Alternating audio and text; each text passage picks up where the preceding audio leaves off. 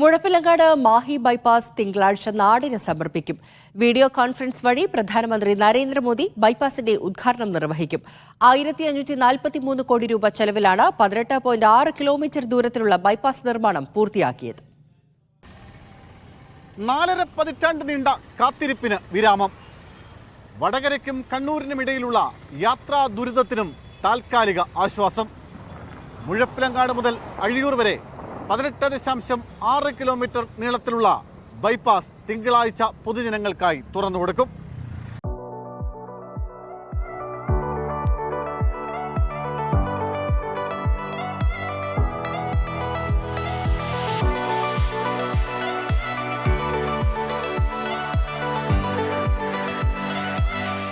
ആയിരത്തി 1977 ബൈപ്പാസിനുള്ള ഭൂമി ഏറ്റെടുക്കൽ നടപടികൾ ആരംഭിച്ചത്.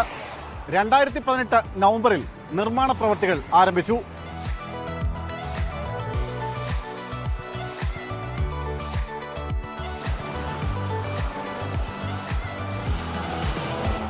തലശ്ശേരി, ധർമ്മടം, തിരുവങ്ങാട്, എരഞ്ഞോളി, കൊടിയേരി, ചൊക്ലി, മാഹി വഴിയാണ് ബൈപ്പാസ് കടന്നുപോകുന്നത്. 1543 കോടി രൂപയാണ് ആകെ നിർമ്മാണ ചെലവ്.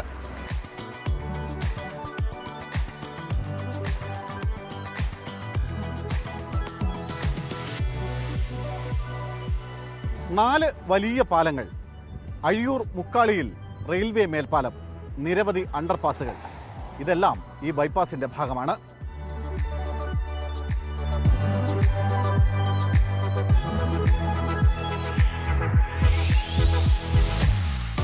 ബാലം പാലത്തിനും പള്ളൂർ സ്പിന്നിംഗ് മില്ലിനുമിടയിൽ കൊളശ്ശേരിയിലാണ് ടോൾ പ്ലാസ.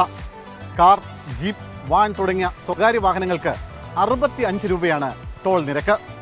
ഇരുവശങ്ങളിലേക്കും 100 രൂപ നൽകണം.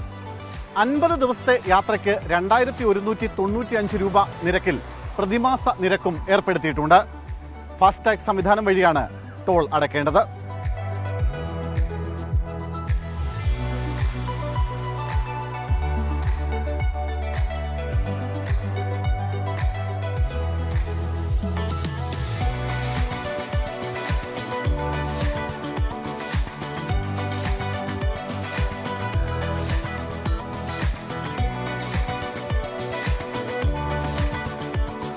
ദേശീയപാതയിൽ 60 കിലോമീറ്ററിൽ ഒരിടത്ത് ടോൾ പിരിവെന്നാണ് കേന്ദ്ര നയം.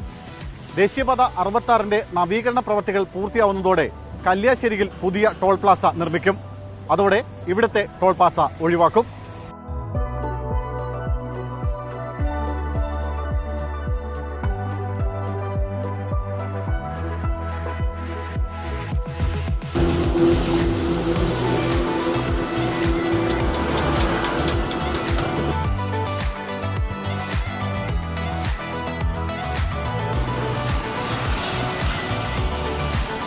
വടക്കേ മലബാറിന്റെ വികസന സ്വപ്നങ്ങൾക്ക് കൂടി വേഗം പകരും ബൈപ്പാസ്.